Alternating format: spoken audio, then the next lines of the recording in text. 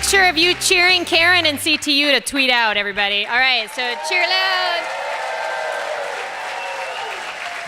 All right, thank you. So I will make sure she knows you appreciated that abbreviated message, and I know she would love to be here with you today. She would be just as excited as I am here to talk to you today about our shared experiences in this national work that is incredibly personal and incredibly local to all of us. And I suppose I am here to bring congratulations from the state of hockey on your Stanley Cup championship. So let's get back to talking about what we have in common. I would start with the absolute excitement I have for the evolution of UTLA as a social justice community-based union rather than a service union, and the work you are doing to move in that direction. It so very much mirrors the work I've been doing in St. Paul and the work I am doing now nationally with AFT. You may know just a little bit, and thank you for sharing in my introduction, that I actually became president of the St. Paul Federation of Teachers in 2005. And I will just to share a little bit of my story. So I was a classroom teacher. I had just earned my national board certification. I was the model English language. All right, some fellow NBCTs in the house. Excellent. I had just become our district model English classroom for the district. And what I felt like this increasing distraction and agitation for was this dominant narrative about teachers and our union that was out there. And I was hearing it from legislators, and I was hearing it from the usual suspects, but it was when I started hearing it from the unusual suspects that the hair on the back of my neck really stood up. And so I was like, you kind of have those two paths, right? You can try to ignore it, shut your classroom door, and just focus on working with your kids, or I could try to do something about it. And I knew enough about myself at the moment that I had to try to do something about it. So I ran for president of my union, and I won.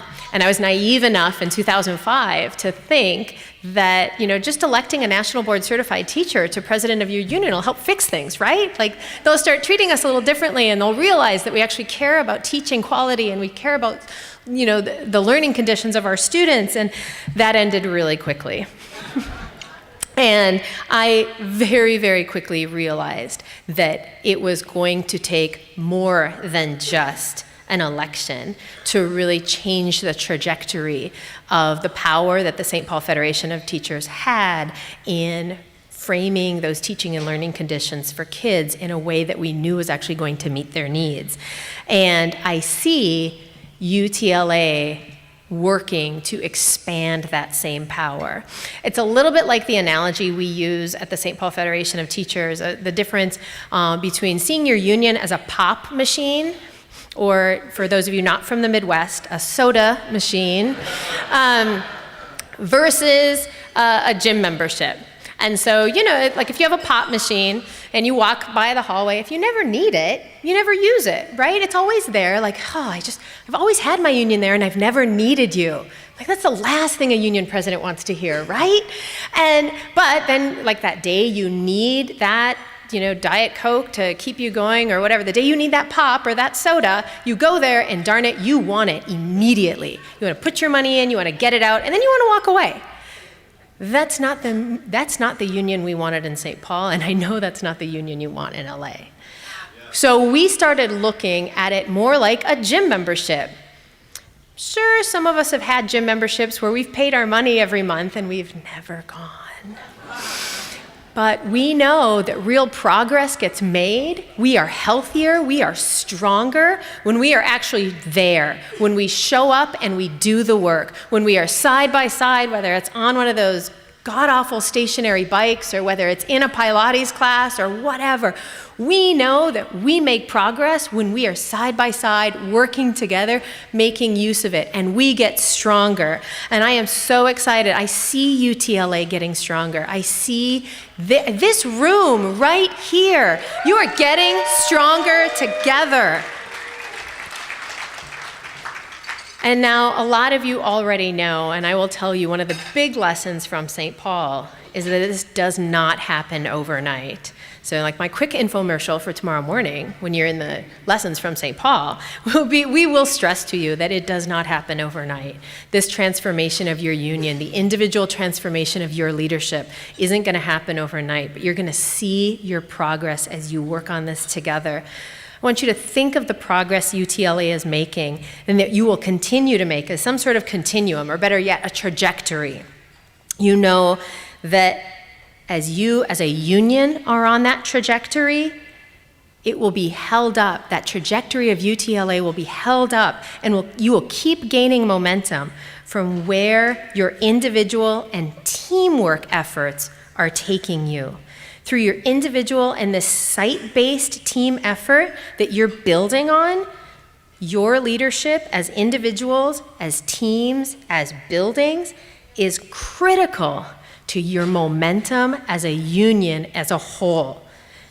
Make no mistake, those out to feed off of us and destroy us, they feed off keeping all of you nameless and faceless.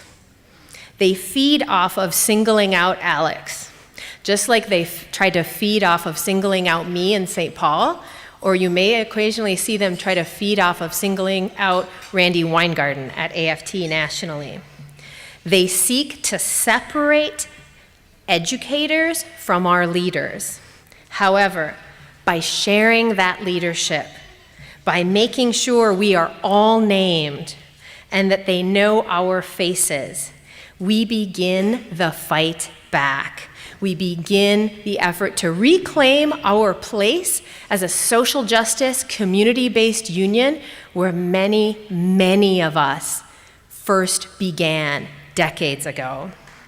And you are going to do this with the school-based leadership you are producing, these school visits you have done as leaders, or that you continue to build. The fact that you are bringing a team here today and you are building a team at your sites reinforces what we in this room know is true, that the most important relationship in public education is between educator and student.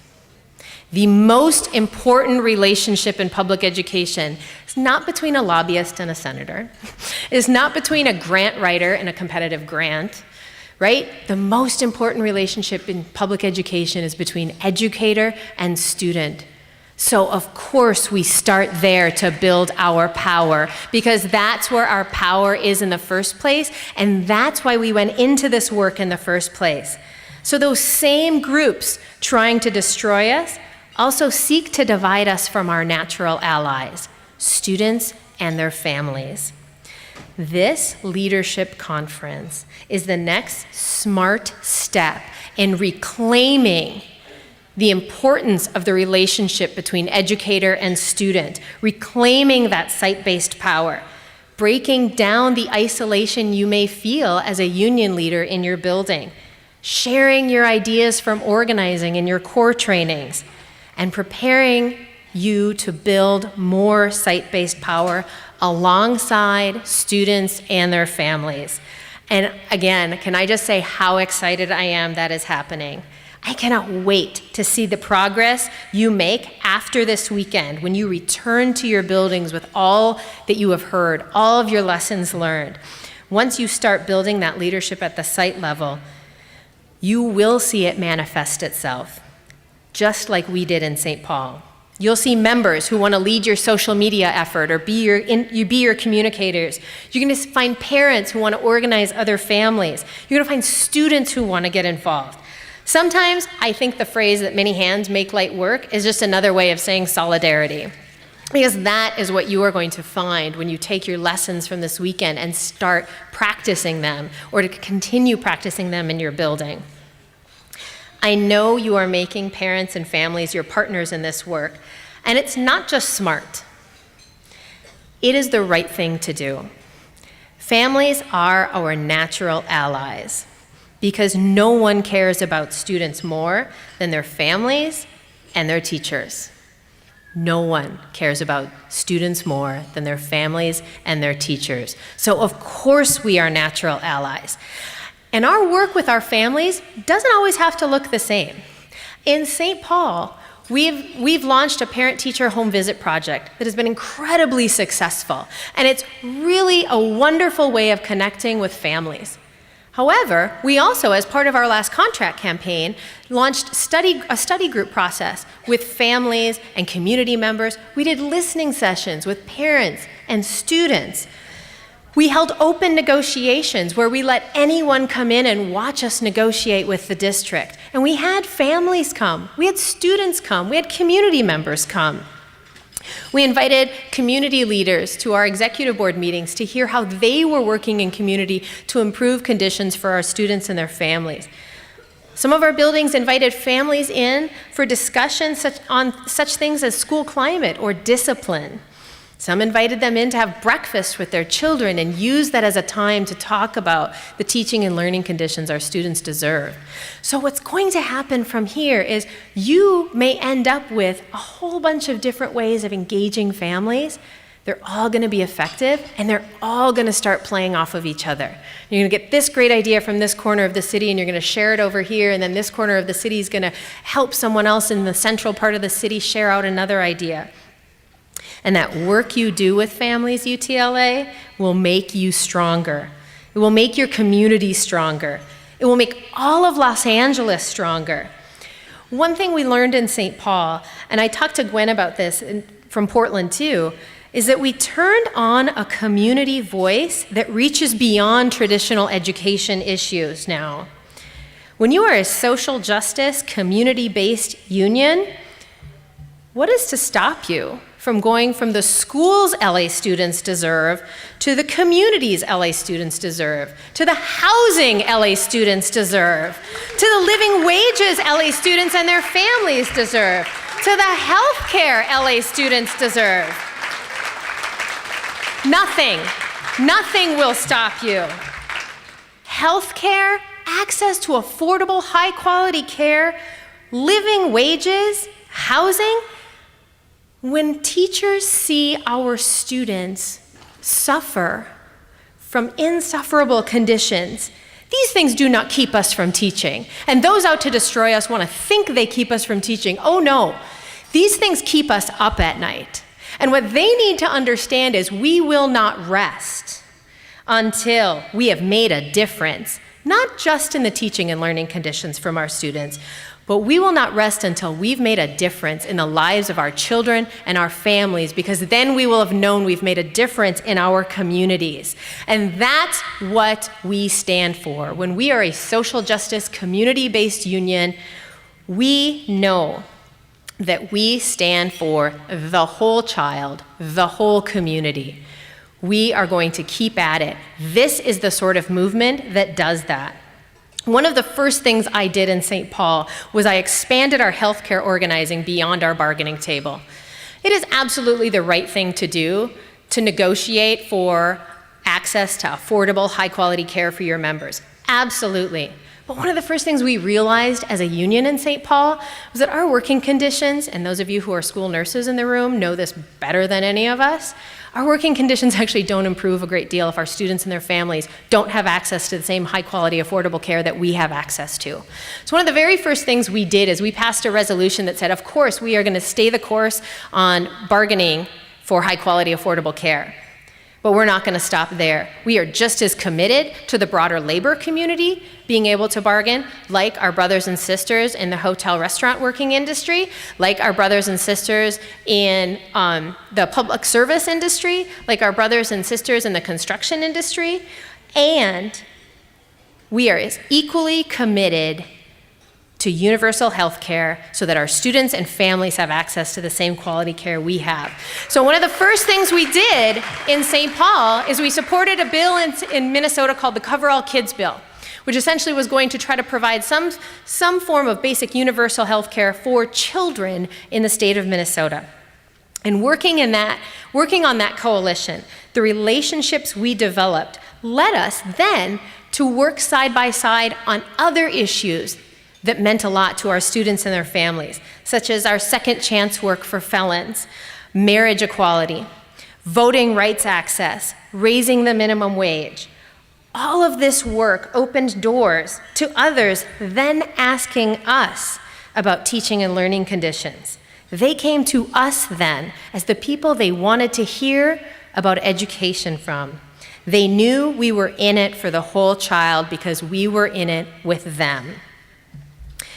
And so when I look at the movements that you are creating, the social justice community-based unionism you are practicing, you are expanding, I know I am excited to see where this goes next. You are a vital part of the national work that is happening, that I'm now privileged to be a part of. And I can say without a doubt that the American Federation of Teachers has your back. You are a part of a union of 1.6 million people across this country fighting back and fighting forward to reclaim the promise of public education and stronger communities for everyone. I want to thank you for this work, and I cannot wait to see where we go next. Thank you.